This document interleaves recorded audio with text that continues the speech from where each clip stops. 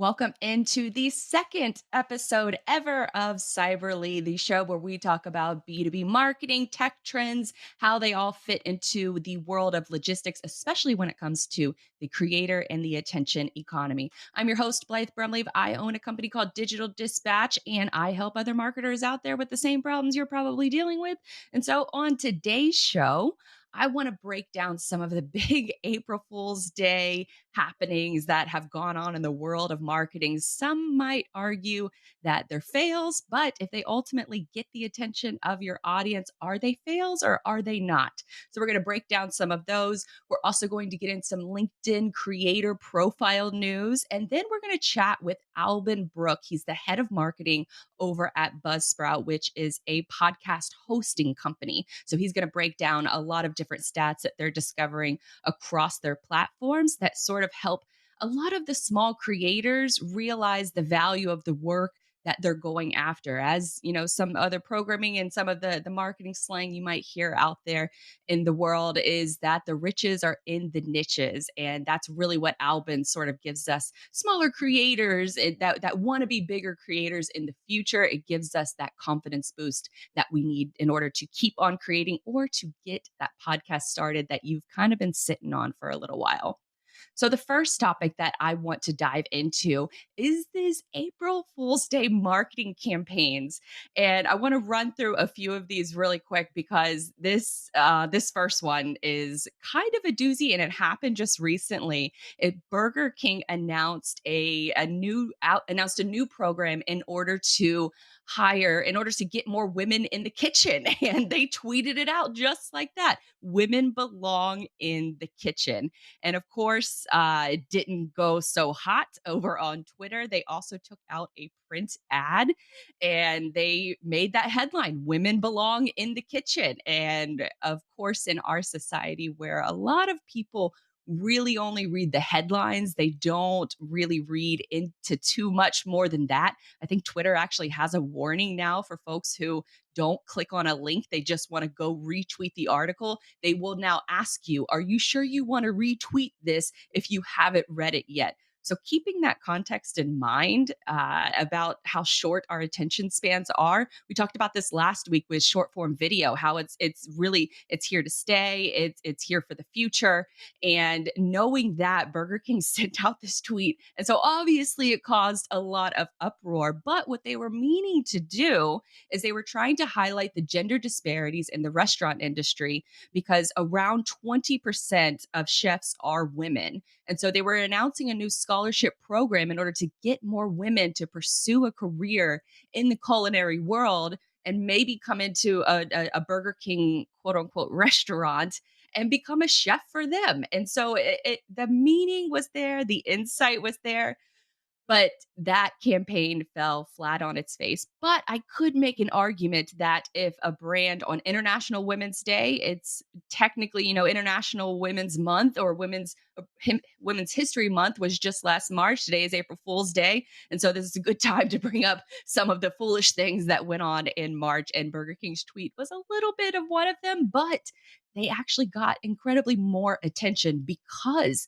of that tweet than they would if they would have just sent out a generic, happy International Women's Day. So you could make a case, you could make an argument that bad press is still good press at the end of the day.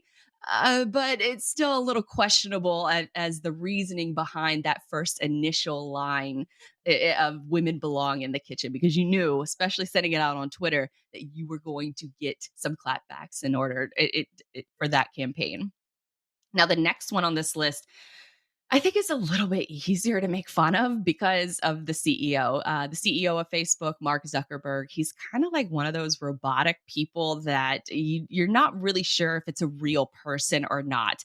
And coinciding with that, he was debuting some new VR technology for their Oculus Rift program, which is that VR headset that it sort of transforms you into another world. And he had his head of VR on stage with him as he's going through this demonstration. And instead of showing off a gorgeous countryside, maybe a national park. What did Mark Zuckerberg do? He was announcing a donation to hurricane relief effort, and he was doing it in Puerto Rico right after Hurricane Maria came through. So he's doing an entire profile, an entire pitch using these cartoon characters of himself and his assistant, and they're going through and they're high-fiving, and meanwhile the VR is displaying the destruction from Hurricane Maria in the background. So instead of showing like the more of the beautiful countryside of Puerto Rico, or maybe just another location in and of itself, he decided to show off some of the destruction that went on during Hurricane Maria, and it did not it did not look like he pre-approved or even watched what this demonstration would look like ahead of time. And you're probably seeing it on screen right now. This is when they're high-fiving in front of the flooding and the destruction from a hurricane. So not the best place to promote your new VR technology. And I'm sure few people got reprimanded after that was done, and it's so just blatant disregard for just having straight empathy. And that's one of the bigger criticisms of Mark Zuckerberg, is that he lacks empathy for the common day people, and not a good look. And then finally, on our April Fool's Day news, is Gary Dahl. He convinced, back in 1975, he convinced 1.5 million people to buy a pet rock. I don't know if many of the people who are out there watching this remember having a pet rock. I remember my parents having a pet rock, and they sat it up on the countertop for years. And I always wondered what kind of crazy person would buy something like this. And thinking of my parents, they were the ones who bought one, but also 1.5 million other people bought one. He sold these over the course of 6 months for $3.95 each. It was $2.95 in costs for shipping, labor, investor fees, but he only paid 1 cent per rock. So he was profiting about $1 a rock to make about 1.5 million in that 6 months. And so, adjusted for inflation, remember this is back in 1975, adjusted for inflation, he made about $7.3 million, which is incredible if you think about it from today's perspective, that he just took something and made it into nothing. And it's one of those moments that you really, you take a step back and you look around maybe your house, and to see if you could possibly sell something, for 1 cent at cost, and maybe less than $3 in labor, and have, millions of people go out and purchase purchase not a device, but purchase this item that has no significant value. But you could make an argument that a pet rock is ideally the perfect pet.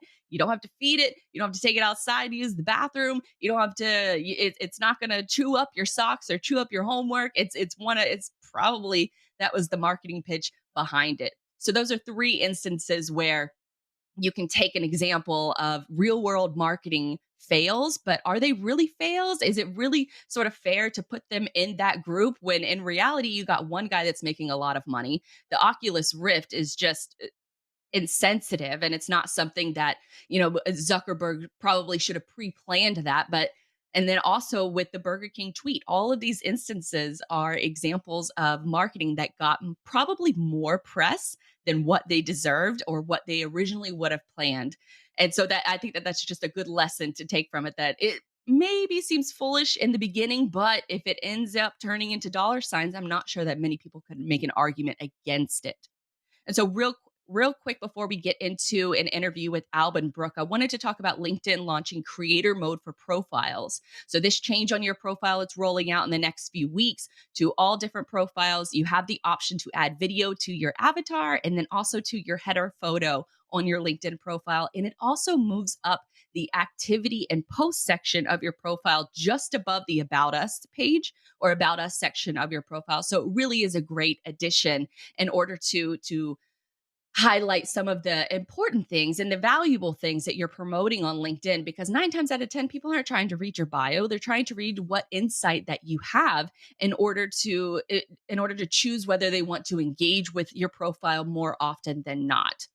And so just keeping that in mind, be on the lookout for that section. And so next up, we're going to roll into the interview pre-recorded yesterday with Alban Brooke of Buzzsprout. Welcome in Albin Brooke, Director of Marketing for Buzzsprout, which is a podcast hosting company. Now, Albin, you have been in the podcasting world for a while now, but you got your start in law. How did you sort of find your pathway to law and then ultimately to podcasting? Oh man. Well, I worked for a handful of different construction law firms before I decided to go to law school. I got an English degree, which is kind of one of those, yeah, you're going to need to go back to school if you actually want to have a real job degrees. So you learn a lot about the world, but maybe you don't build a lot of practical skills. So I ended up working in a few different law firms as a runner, then as a paralegal, and decided I really liked law. My dad and grandfather were both laws, and grandfather was a judge. They both were like, this is not really the career for you. We know you. This doesn't seem like it's going to work. And I was like, no, I know what I'm doing. So went to law school, practiced construction law for a year and a half, and quickly realized they were right. Often your parents actually know you better than you know yourself, especially when you're younger. So don't you hate that? If only I could go back and actually take some of the advice rather than just replicating it now with my daughter, where I'll tell her what to do and be disregarded the way I disregarded my parents. But quickly realized I wanted to leave, and that technology and the tech world is where I wanted to be. I'd always had a passion for podcasting. And so when I saw the opportunity to leave law and join a podcasting company, I knew is what I wanted to do. So it's a really big career change. It's definitely a big leap. Very lucky that I had family that supported me in doing it. And here I am now. Now, with podcasting, this used to be something that you would have to explain to other folks. Like, this is what a podcast is. This is where you go to download an episode and you can follow other episodes. Do you find that educational gap has increased or decreased over the years? Well, the old days, you have to, you didn't even have phones. You'd go onto your computer and you'd get on iTunes and you'd download some podcasts and put them into an iPod and then listen to them as you walked around. That was much more difficult. And there's a big shift when we started getting smartphones that you could download directly. And then there's another shift when the iPhone started having the podcast app pre-installed. And then the latest shift has been the last 4 years with Spotify. Spotify's done a really good job of, they already get all these people to sign up for their app to listen to music. And then when people see, I'm not in the mood for music, but there's this other thing called podcasts, maybe I'll try that. They've introduced millions of new listeners to the podcast ecosystem, which has really been great because there are people who just weren't aware or didn't understand how to get a podcast before. Now, with your career or your background in law, was that your initial thinking of what you were going to actually be doing in the podcast field? Were you going to be a lawyer for maybe Buzzsprout or maybe some podcast creators? Did you see those two industries sort of blending together? Initially, or you just wanted to leave? The job I took was actually with our parent company, which was mostly running support, then doing legal work for one of our apps, and then like a promise of, hey, someday I'll do marketing. And, realized like marketing was the thing that I was better at and I really enjoyed. And so as we continue to grow the apps, kind of let those other responsibilities go. I still maintain my law license, but I haven't, actually practiced law in 6.5 years now since I left the firm. So every once in a while I'll send a mean letter, but besides that, not a whole lot of legal practice. Well, I'm sure the company is very happy to at least have that resource available to them if and when they ever need it, which may happen more often than not. Who knows what goes on, I guess, but behind the doors with a lot of different companies. So one of the more fascinating shows that Buzzsprout actually produces that you help and you're a creator for them as well is you started releasing these stats, these industry-wide stats that are specific to the Buzzsprout platform. What made you want to start releasing those stats out to your audience? So there's a few different reasons, and maybe each person in the company had different reasons for doing it. On the marketing side, journalists want to write interesting stories that are backed up by data.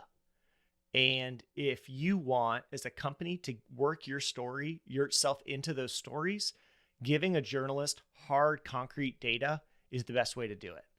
And it was painful to me every time that I would get, a developer to run some data that I'd have to go and reach out to journalists and try to get them to write something. And eventually we were like, let's just publish it all publicly and put it out there all the time. And then journalists can find it on their own and then reference it each month as they write new stories. So that was one of the big things, is just being able to get into the public eye with that page. Another was that it was just frustrating to us to see people who didn't have access to any real data kind of trying to infer what changes were happening in the industry, or just kind of pontificating about it, when we knew that we had direct access to real data from nearly 100,000 active podcasts, tens of millions of downloads each month. We were able to see actual real trends, and we wanted to bring that to light. For anybody who's trying to figure out how to market your company, I mean, just being able to provide unique data sets is really powerful.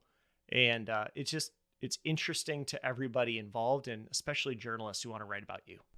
Now, what really stood out to me is the stats and the comparison for some of the smaller creators out there. I think that one of the stats that you guys released said that if you get like 50 plays or something on an episode, you're in the top 1%. Am I right in that stat? I think if you get over 37 plays in the first week, your podcast is in the top 50%. So it's above average.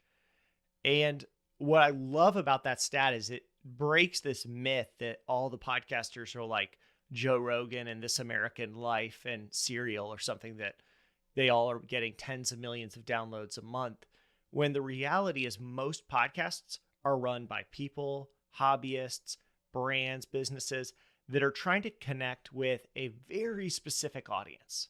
They're trying to connect with a few thousand people worldwide. And so for them to actually connect with the correct 37 people is actually really powerful. So I love sharing that stat, because podcasting is not going to get you massive breadth. You're not going to be in front of tens of millions of people. Maybe if you podcast for 10 years, but in the beginning, it's going to be small, but you're going to create a real level of intimacy and depth and trust with your audience that is really unmatched anywhere else. Have you heard of any creators or podcasters who have maybe heard that stat and it gives them motivation to keep going? Because that's what it did for me. It was definitely an industry example where you get frustrated at times thinking that, why isn't I really put a lot of effort into this episode? Why am I not getting more downloads? Right. And then you hear that stat and it's like, oh, well, maybe I am doing something right. Is that encouraging for a lot of your, maybe your customers? Yeah, absolutely. And you can remember that, like, with this level, let me step back a little bit. When everything was in person and we did more business with a handshake and we talked directly to people, we were thrilled if we had the opportunity to speak to 30 people, to 30 real life people. We knew that made a difference and it could hit the bottom line of our company. But when we moved online and everything was about YouTube and Twitter and TikTok and whatever new hot app came out, all of a sudden people were reaching tens of millions. But what happened was, as we got these massive numbers, we ended up trading the depth and trust that we used to build in person for just the mass exposure. And the problem is, for a lot of businesses, you need a lot more trust than somebody's seen a few of your tweets, that they've read a Facebook post that you made. That's not going to land you any business. But one that popped into mind was a small business that helps people start call centers for their company. So if you're doing a lot of call center work, he would come in and he would help you set it up. And instead of doing this mass audience, trying to put everything on YouTube or blogs or somewhere that there were tons of people, he did a podcast, and he was only getting 150 downloads per episode. And so we asked him, like, oh, has this ever been valuable as a marketing channel? He goes, well, there's only so many people at any time who are looking into starting a call center for their company.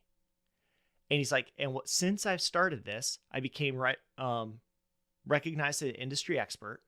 I have a reason to reach out to the other influencers in the industry. I get to share my experiences and I get to teach what I'm doing so that my potential customers, when they start researching this on their own, they're asking all these questions. What are the best KPIs for a call center? How do I hire the right people? And they're finding his show. And once they realized this is more work than I want to do, well, who have they trusted? Who have they built up a relationship with over hours and hours and hours of listening to him? Was the guy who started the podcast. And so, if you can think, if your business is one of these businesses that trust is very important, building up a relationship with your clients is important. You're in it for the long haul. You're not in it for, this is a fly by night business. They'll be here for only 2 years. Podcasting is a really great way to scale those in-person type relationships with, 30 or 100 or 500 potential clients. I love that story. It's such a good, just to I guess, relate to another creator who isn't getting that many downloads in the grand scheme of things, but it sort of goes back to what I like to preach is worry about the right metrics. Don't worry about the vanity metrics. So you were talking about all of the different stats that you guys have released, but over the last year, have you seen podcasting habits change because everybody's working from home? Maybe they're not, commuting as much. So are they listening less, or are they actually listening more? What do the latest sort of industry stats sort of lean more towards? Well, right at the beginning of all of the lockdowns, we saw a dramatic decrease in podcast listenership. And that all has come back up. But the reason it dropped so dramatically was all of our habits were disrupted. When most of us were driving on average 45 minutes to work every day, we were listening to podcasts or listening to music or the radio or whatever it may be. And all of a sudden that was disrupted.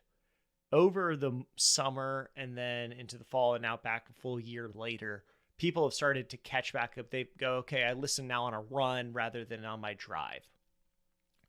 So those have shifted.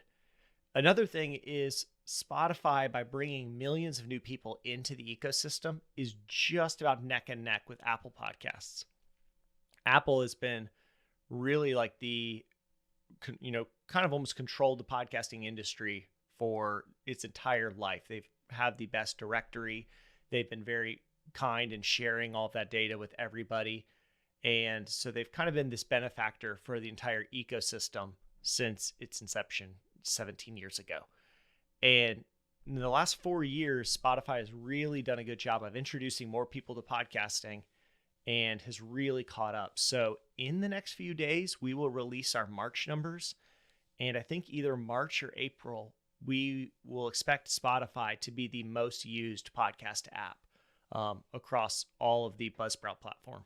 That's amazing because I feel I am a Spotify music fan and I go there to listen to Joe Rogan's clips, but I do not like the listening experience whatsoever in Spotify. It drives me crazy that I can't have one feed for music and one feed for podcasts, meaning I can set up a queue for just my podcast only and leave the music out of it, because to me, it's just two totally different listening habits. So that's my biggest gripe with Spotify, but I'm not alone in my gripes about Spotify, because you guys, Buzzsprout, you've been very vocal about you're not a fan of the way that, Spotify has conducted some of their business. You pulled all of your Buzzsprout podcasts from that platform. With that, I guess, listener habit switching, are you guys considering putting your platform back on there, or are you still remaining strong that you just don't believe in some of their business practices? So I guess I should differentiate between, the 100,000 podcasts that are on Buzzsprout. Everybody gets to decide for themselves if they want to be in Spotify or not.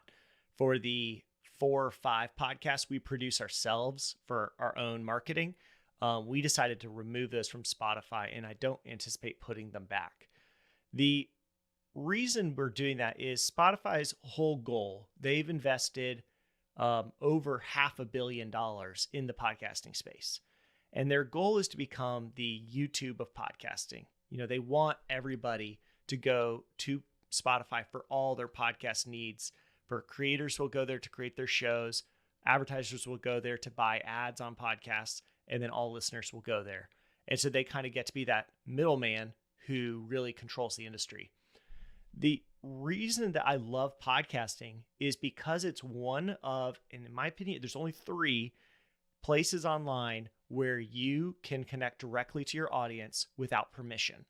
So that if somebody starts paying attention to you, somebody else doesn't get in the way. So if you think about, if you build a big audience on Facebook, a lot of small businesses got just wrecked when Facebook said, hey, new policy, we're not going to let so many of your posts be shown to your followers that you've spent years building up. Instead, you're going to have to start boosting that stuff. So actually pay us money so that it shows to your audience. And it killed a lot of small businesses. And when YouTube decided, hey, we know you've built up this audience over years, but we're not going to show people when your subscribers, when you release a new video, unless we think it's a good fit for them. So they're not even going to get a notification. Well, a lot of YouTube channels really suffered. And so that happened over and over. We see the story with Facebook and Twitter and YouTube. Content creators, especially businesses who are using content as a marketing stream, these platforms do not care about you. They care about themselves, number 1. They care about their audience, number 2. And content creators, especially ones that are businesses that they think have money, we are very back of the line. And so I love using these algorithms and these platforms whenever it benefits me. Help me get in front of my potential audience on LinkedIn. Great. Thank you, LinkedIn. But the minute that they start paying attention to me, I'm going to say, hey, come to one of the places I control, which are my website, because if I ever don't like my hosting provider, I can move. My email newsletter, where I can email directly to somebody's inbox. I don't need permission from somebody in the middle. And a podcast, where I can speak directly to my audience. Every episode's downloaded, every episode gets listened to, and the engagement rates are off the charts. And so that is the real reason why I'm skeptical of what's happening with Spotify, because a lot of creators, a lot of listeners, a lot of advertisers are excited because Spotify has the ability to, they're showing us all these new shiny features and they look great. But if we all decide to go the entire Spotify route, well, the world we end up in is Spotify controls everything. And then when Spotify decides, we don't like this type of content anymore, it doesn't fit our goals, so we're just going to demonetize it, or we're going to just not allow it in the app. Or they decide we want to put ads in everyone's podcasts. And maybe you're a nonprofit that ads don't fit what you're trying to do. It doesn't matter. They're going to put them in there anyway because it's their platform. So don't build a business on, rented property. Try to own. We're building businesses because we want to own something and control it. So that's one of the main reasons we've been skeptical of what Spotify's been doing in the space. Is there anything that they can do to rectify that relationship, or just, sort of following the breadcrumbs? Is it, in your opinion, more of just an eventuality that Spotify is going to take the route that, the Facebook and the YouTubes of the world have previously taken? Well, the only way for them to make back the money that they've invested would be to do that. They need to become the platform for that, all those investments to pay off. So they only can shoot for that goal. Now, when you say to rectify the relationship, Spotify is happy, that we send them the podcasts that want to be in Spotify. They're not too stressed out about what Buzzsprout thinks about them. They are much, much larger than we are. What I would like to see is more of, which this just doesn't align with Spotify's business goals, so they won't do it, but more of them working with groups like the Podcast Index, who are trying to find ways that we can standardize a lot of these new features so that everyone has the option to go to whatever host they want, to whatever advertisers they want to work with, to get their podcast into whatever app listeners want to listen in. And it allows for a lot more diversity in the entire podcasting ecosystem rather than going to one place. I mean, just think about how different email is. We have people who are using Gmail, people that are on any number of services to send and receive email. You can customize it in any number of ways. But then on YouTube, the only place to really go for video is YouTube. Almost all video is there, and YouTube controls it. And when YouTube doesn't like you, then you're kind of cut off from video from that point on. So we'd like it to stay more of the email world rather than the YouTube world.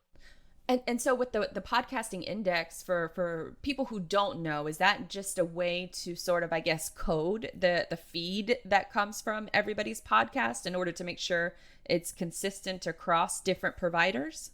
Yeah, exactly. The whole idea would be, let's talk about how this entire industry can work together to make it better, rather than, it's more of a democratic way of doing it rather than Spotify being the platform, which is a little bit more of they're just a single government that's, run like a monarchy where they make all the decisions.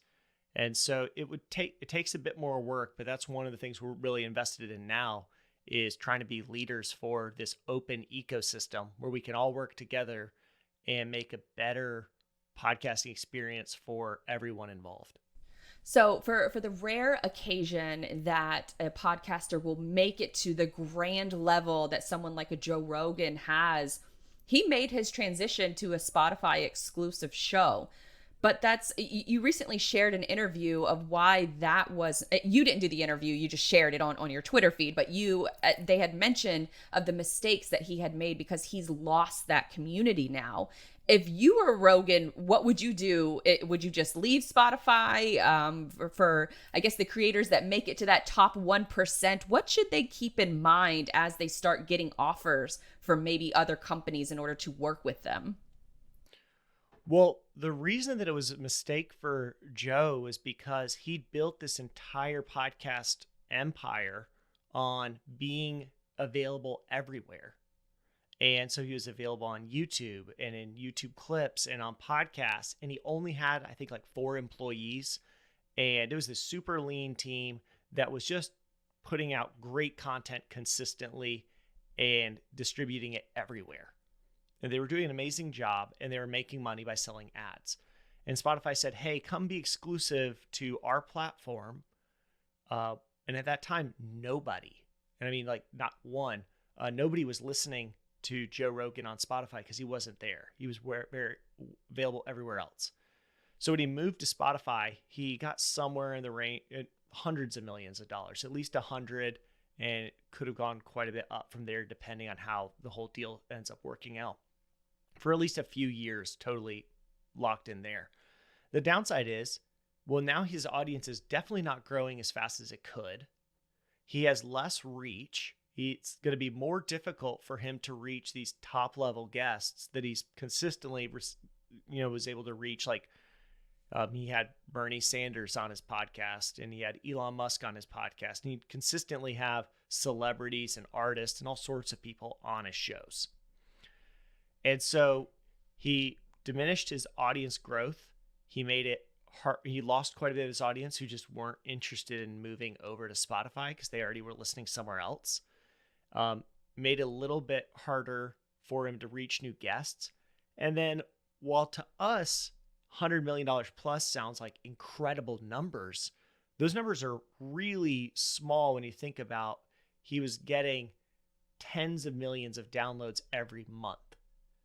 And had he decided to, instead of going the route of going exclusive with Spotify, said, I'm just going to keep focusing on growing this even larger and selling ads, he probably could have made more money in the long run. Had he decided to go and make it a membership where the first half of the interviews are open for everybody, you can listen to an hour and a half of Elon Musk talk, but if you want to hear the second half, you'll need to come over and subscribe. Or he could have created special perks. A lot of podcasts make it so somebody can pay $5 a month, but then have access to Q&As with the guests. There's so many ways he could have monetized that and kept control. What happened is Joe Rogan built his whole empire being kind of a little bit, at times racy, saying he's kind of bringing in controversial topics, saying, I'm just going to be me and I'm not going to worry what anyone thinks about it. Well, that doesn't work when you have a corporate corporate company that is looking over your shoulder going, hey, this may not be politically correct, or we don't really like this viewpoint. And, inevitably, like everybody expected to happen, certain episodes were being censored or being taken down. So it never really aligned with his interests. And, $100 million, a lot of money. It just seemed short-sighted at the time. Yeah, I agree. The listening experience is just so inferior on Spotify. So if they ever get a chance to listen to this show, just fix the listening experience. And I think that in adding a more community feature to it, because that was the great part about YouTube as well, is that you can scroll down, or maybe some of the worst parts about YouTube is the comment section. It's the best and the worst part of YouTube for sure. Right. Exactly. But as we're starting to talk about, the community aspect and that importance to podcasting, Buzzsprout is also very high on community. You have a very successful Facebook group. Was that in the initial plans for marketing of Buzzsprout? How does building a community fit into the overall marketing plan for you guys?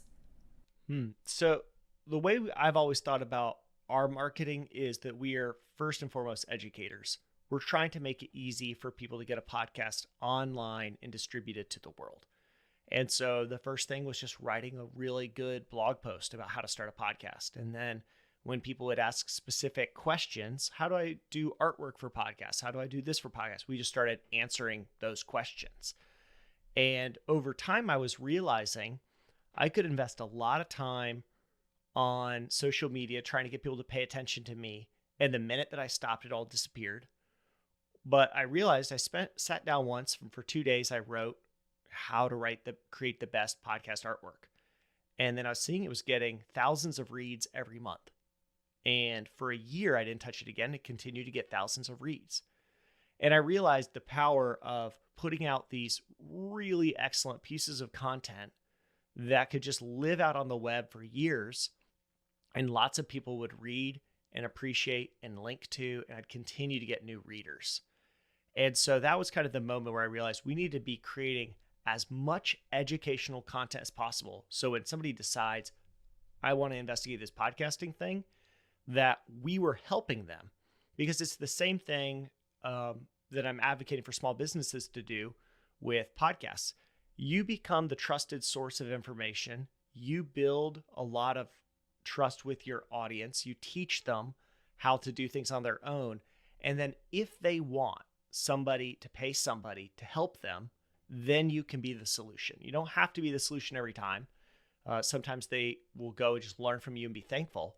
But we wanted to be the partner for people when they were starting a podcast. So that ethos worked is part of our app, where we're trying to make it as simple as possible for people to get a podcast out to the world, to our support team, where most of our competitors, it may take a day or two for you to get a response.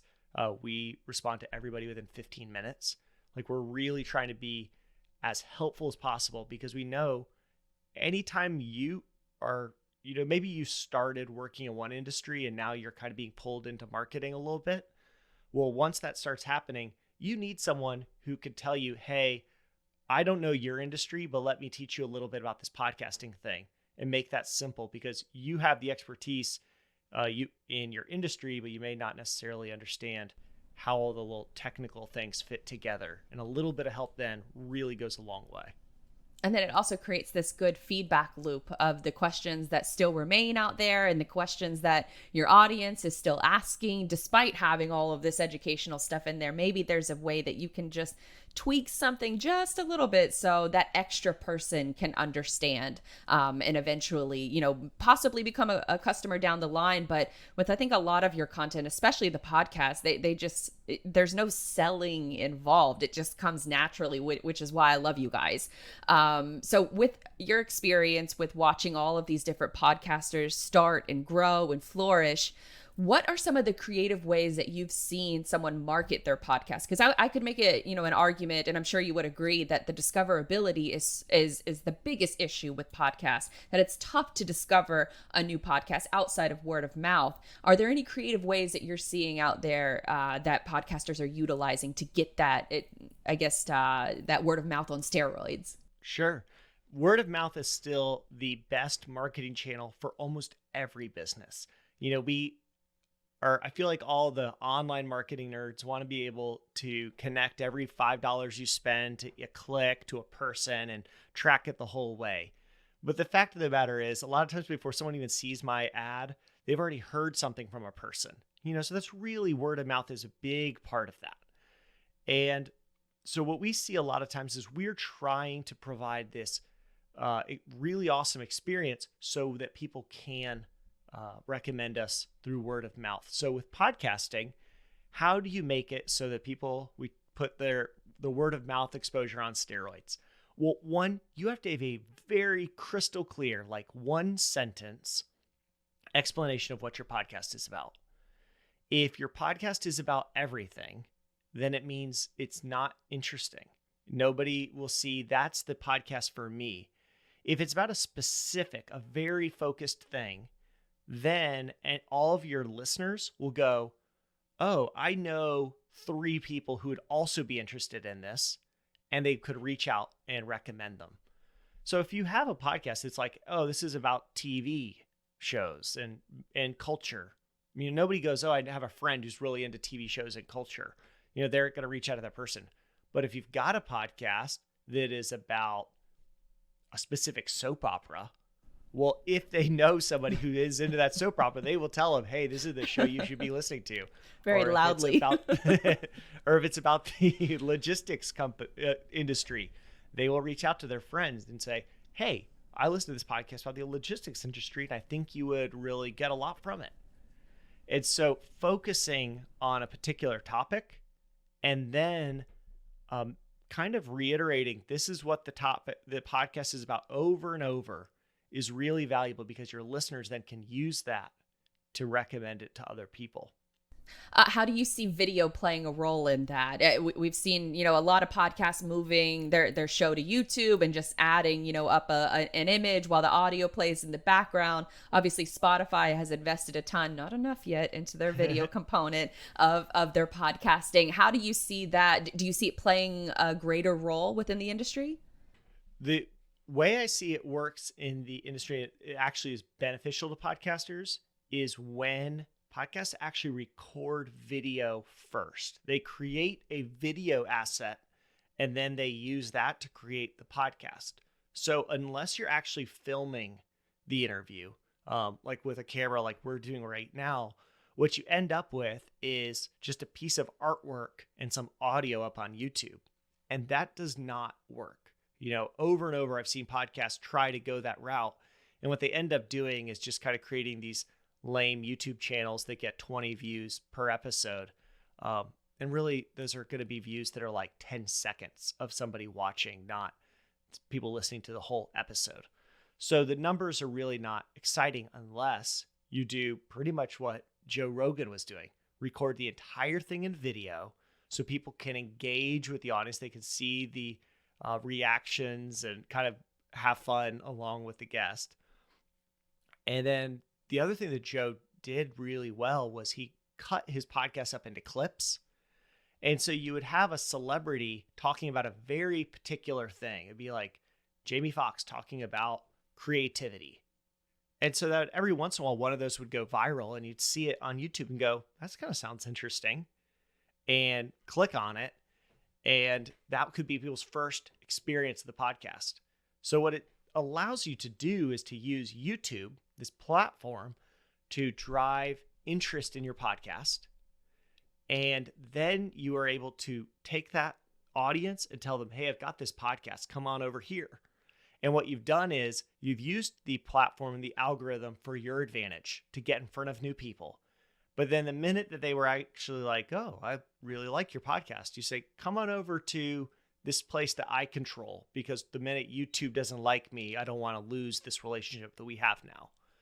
And so it was an excellent thing for Joe Rogan to do. And I think that all podcasters should be doing it. Record in video and then upload that video to YouTube and then repurpose the audio as a podcast. That's exactly my creative process, because I noticed that when I would look at his main channel and it's like a 2-hour show, I'm like, I don't want to invest my time into that.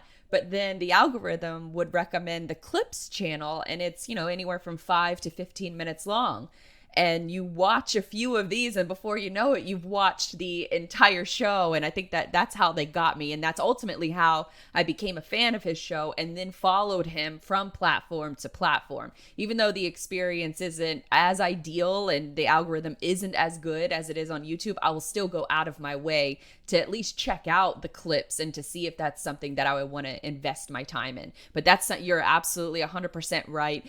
That's how podcasters can get that extra discoverability, is by making those clips, because short form video, we covered it in last week's show, that it's not going anywhere. And if anything, it's just going to be increasingly adopted more and more as a marketing tactic, and as just a consumption. I can't tell you, it's probably embarrassing how many hours I spend on short form video each day. I could be getting so much more done. But speaking of the creative process, you guys not only do you produce your educational content, but you think you said you have 5 shows now within the Buzzsprout ecosystem. What is sort of your creative process when you're thinking of new topics for a show, or how do you show plan for the future? So we start with an SEO mindset. One of the first things I did when I got into marketing was try to teach myself SEO, and really doing keyword research, trying to find what things are people actually searching for on Google, and which of that subset could I actually rank for. If you try to rank for credit card, you are never going to, because the people who are ranking for credit card are, these companies that have invested tens of millions of dollars in building that website. So I couldn't do that. But there's pretty long tail keywords like, how do I get a podcast into Spotify? For a long time, I outranked Spotify on keywords like that. And it was really valuable to be able to be the person who answered that. So we do a lot of research and figuring out what questions are people asking, and which of those questions can we answer, and then which of those questions actually fulfill some business value for us. And so we went through, we did that whole process, and we came up with just a lot of keywords that we will continue to target time and time again. And so we do it on our blog, where we try to write the world's best blog post on each topic. We do it on our YouTube channel, where we're trying to create the best video on that topic that we can. And then we do it in our podcast episodes, where we are trying to create the best podcast episode on those topics. And the goal is we want to have pretty much, no matter what type of medium you prefer, that you'd be able to listen to us teach you how to solve any podcast problems you have. Smart, because I've also seen you very active on the app Clubhouse, which some have called sort of a podcast killer. Where do you see, how do you see those two platforms? Do you see them aligning or competing with each other in the future? Well, there was a big shift in like TV when the Betamax and the VCR came out, and people were able to start recording things, because we realized, oh, you don't have to watch your TV show that's on Fridays at 8 p.m. You don't have to watch it at 8 p.m. You could actually record it and watch it later. That was a huge shift for TV. And it's funny that podcasting has always been time shifted. You could listen to it whenever you wanted, because it was put out now. And I found episodes that were 7 years old that were really valuable to me. And what we're actually doing is we're saying, hey, there's actually a little bit that's lost when something's produced and put out there, and maybe the audience discovers it 7 years later. There's something special, no matter what we think, about going to a sporting event, going to a concert, doing something live and with people. And so what Clubhouse is doing, and pretty much everybody that's copying them as fast as they can, is they're saying, hey, let's try to get conversations going among people while in real time. So there's some things that are exciting. You can have these kind of spontaneous conversations that are really interesting. You can connect with people you never thought you would have connected with. And there is some kind of magic that happens. But for anybody who can't listen at the exact time, then you miss out. And so I don't think it's something that will kill podcasting. I think it's probably this new thing that we're realizing. We kind of like these conversations, but we'd like for more people to be able to just go on and do them versus, putting something out there for years as a static thing. So I'm a fan. I just don't think it's going to replicate what podcasting is doing. I also am a little bit, skeptical that Clubhouse will be the one who wins this industry. Right now, it's the coolest thing because it came out during, this global pandemic where a lot of people are spending way more time at home than they ever have before, and they wanted to be talking. But I could easily see platforms that already have really big networks of friends and acquaintances and business partners like LinkedIn and Twitter and Facebook that have already built up all of that social graph. I think a lot of them will be really set to win these areas, which are really just conversations between people who are interested in the same topic. That's a really good way of looking at it, because when Twitter Spaces was announced, that was my first thought is I have a Clubhouse account, but if Twitter is where I'm more active, I think that that's probably where, if I were to invest my time into creating more audio content like that, then that's probably where I would invest it, that or LinkedIn. Okay, so we only got a couple minutes left, but if you are speaking to a potential new podcaster out there, give us a couple tips of must-dos and must-don'ts that you would give to a on-the-fence podcaster. Sure. So number one is consider audio quality, but don't become a slave to it. A lot of people think you have to do thousands of dollars in audio equipment to get good sound. If you go and buy a $60 microphone and plug it right into your computer, you can sound great. One we recommend a lot is the Samson Q2U. It's a really great mic. Second is really focus on what is the topic that you can talk about every week, that you're excited about, that serves some purpose for you, whether it be you're enjoying yourself or it has a business purpose. What is the topic you can talk about? Maybe three is kind of following up on that is what is the thing you naturally talk about with friends? And what is the thing that people always ask you questions about? If people are always asking you questions about something, they notice that you have a particular knowledge in that area.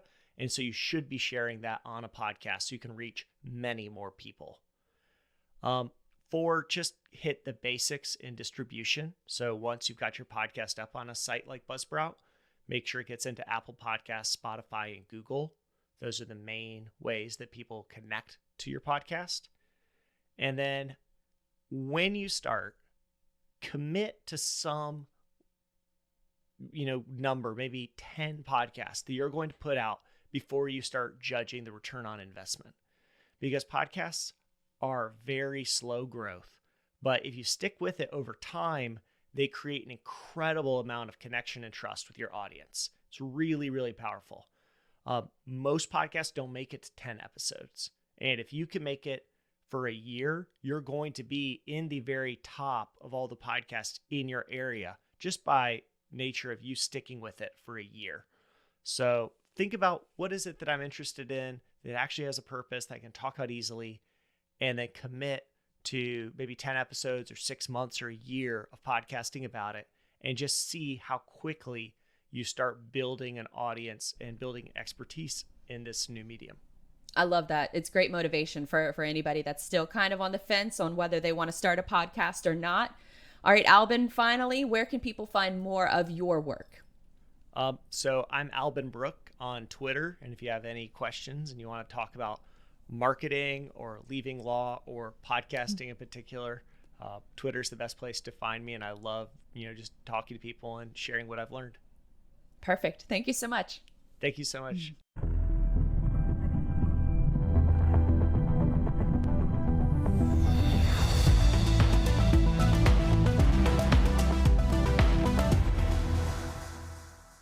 Hope you guys enjoyed that interview with Albin Brook. He's the head of marketing over at Buzzsprout, which is a podcast hosting company. And I think a lot of his insight is really valuable because he's not only speaking from a creator perspective, working inside of a business, but he's also speaking about, over 100,000 podcasters who are hosting their content within their platform. So a few takeaways that I wanted to dive into from that interview. And one of the bigger ones that really gave me a lot of confidence as far as a podcaster is concerned is that if you get over 37 plays in the first week of your episode releasing, you are in the top 50% and above average of all podcasters out there. That is an incredible stat, an incredible sort of confidence boost that it sort of goes back to the mantra of worrying about the right metrics, not the vanity metrics that can sort of consume you, because a lot of